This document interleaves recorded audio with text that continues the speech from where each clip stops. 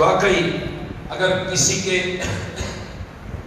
ایمان برباد ہو گیا تو پھر ہمیشہ ہمیشہ ہمیشہ کے لیے یعنی اسی پر خاتمہ ہوا، برے خاتمہ ہوا، تو پھر ہمیشہ ہمیشہ کے لیے جہنم کا عذاب اس کے لیے اللہ تبارک و تعالیٰ نے تیار کر رکھا ہے۔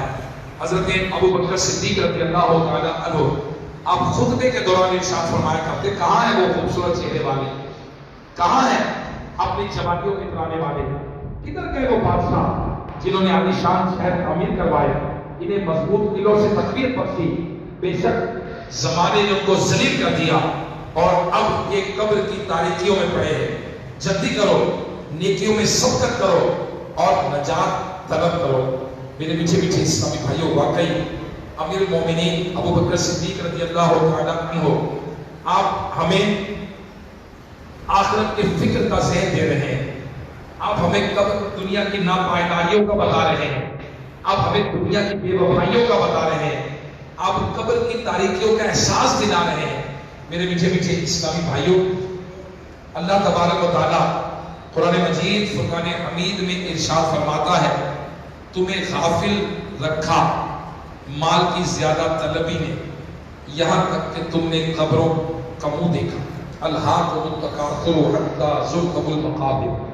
اللہ تبارک و تعالیٰ سورۃ تکاثر میں ارشاد فرماتا ہے، تمہیں غافل رکھا مال کی زیادہ طلبی نے، یہاں تک کہ تم نے قبروں کا منہ جا دیکھا۔ مفتی احمد اکرم نے مفتی نعیم الدین مراد آبادی رحمۃ اللہ علیہ صاحب فرماتے ہیں کہ موت کے وقت تک حرص تمہارے دل میں رہی۔ حدیث شریف میں ہے کہ سید عالم صلی اللہ علیہ وسلم نے فرمایا، میت کے مردے کے ساتھ تین ہوتے ہیں، مردے کے ساتھ تین ہوتے ہیں، دو لوٹ آتے ہیں، ایک ساتھ چلا جاتا ہے، ایک مال اور اس کو اہل و عیال وہ واپس آ جاتے ہیں اور عمل اس کا وہی رہ جاتا ہے۔ میرے میٹھے میٹھے اسلامی بھائیوں، نجات اسی صورت میں ہے کہ ہم دنیا میں رہتے ہوئے قبر و آخرت کی تیاری میں لگ جائیں، اس دنیا سے پردہ اٹھائیں اور قبر و آخرت کی تیاری میں لگ جائیں۔ خوش نصیب ہے وہ شخص جس نے اللہ تبارک و تعالیٰ اور اس کے رسول صلی اللہ علیہ وسلم کے احکامات کی بجا آوری میں، ان کی اطاعت میں اپنی زندگی کو گزارا۔ میرے پیارے اسلامی بھائیوں، جب منکر نکیر آئیں گے، جب قبر میں جائیں گے، رشتے دار چھوڑ کے چلے جائیں گے، تو منکر نکیر آئیں گے، دو فرشتے، ان کا نام منکر نکیر ہوگا، وہ سوال کریں گے، من ربک، تیرا رب کون ہے؟ پھر وہ سوال کریں گے، ما دینک، تیرا دین کیا ہے؟ پھر نبی پاک صلی اللہ علیہ وسلم کا جبہ مبارک دکھایا جائے گا، پوچھا جائے گا، ما کنت تقول فی حق ھذا الرجل، اس ہستی کے بارے میں تو کیا کہتا تھا؟ اب میرے پیارے اسلامی بھائیوں، جواب تو وہی دے گا نا جس سے دنیا میں اللہ کو اپنا رب مانا ہوگا۔ جواب تو وہی دے گا نا جو اللہ کی اطاعت کرنے والا ہوگا، اللہ کی فرما برداری کرنے والا ہوگا۔ وہی کہے گا ربی اللہ، میرا رب اللہ ہے۔ اور پھر جواب ما دینک، تیرا دین کیا ہے؟ اس کا جواب تو وہ دے گا نا جس نے اسلام کو اپنا دین مانا ہوگا، جس نے اسلام کو اپنا دین سمجھا ہوگا، دین سیکھا ہوگا، دین پھیلایا ہوگا، دین پر عمل کیا ہوگا، اللہ اس کے رسول کو راضی کیا ہوگا۔ یہی کہے گا دین اسلام، میرا دین اسلام ہے۔ اور پھر نبی پاک صلی اللہ علیہ وسلم کا جلوہ مبارک دکھا کر پوچھا جائے گا ان کے بارے میں کیا کہتا تھا؟ جواب کون دے گا؟ جواب تو وہی دے سکے گا جس نے نبی پاک صلی اللہ علیہ وسلم سے محبت کی ہوگی، ان کی سنتوں سے محبت کی ہوگی، ان کی اطاعت کی ہوگی۔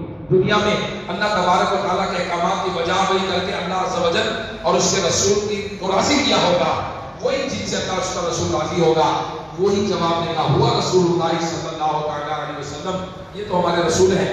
اور اگر کوئی شخص یہ اللہ کا نافرمان ہوگا، رسول کا نافرمان ہوگا، سنتوں کو ترک کرنے والا ہوگا، دین سے پیچھے ہٹنے والا ہوگا، دین کا مذاق اڑانے والا، دینداروں کو مذاق اڑانے والا، اللہ رسول کو ناراض کر کے دنیا سے گیا، اب یہ کیا جواب دے گا؟ یہ کہے گا، ہائے ہائے افسوس میں کچھ نہیں جانتا، ہائے افسوس میں کچھ نہیں جانتا، ہائے افسوس میں کچھ نہیں جانتا۔